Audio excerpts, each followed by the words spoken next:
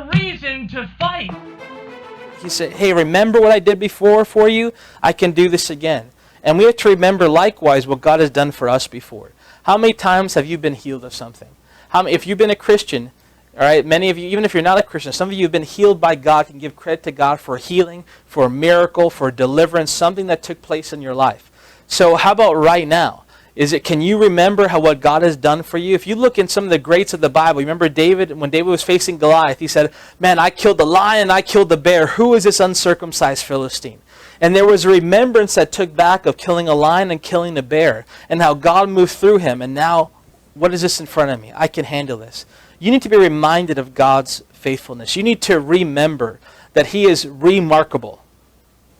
Pause right there. Mic drop right there, right? So remember that He is remarkable.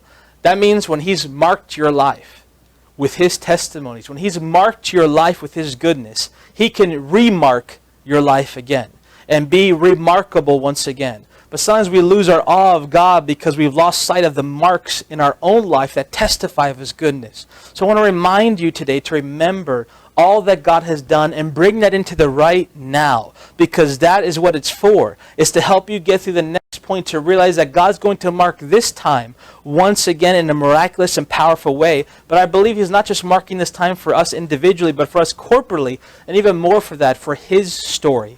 This is going to be a marking period of time in His story. I think about, you think about the things that are written about in the Bible and the great, moments of time. And if there's going to be a future story that's ever written, right, I believe that this moment in time is somehow going to be in God's story.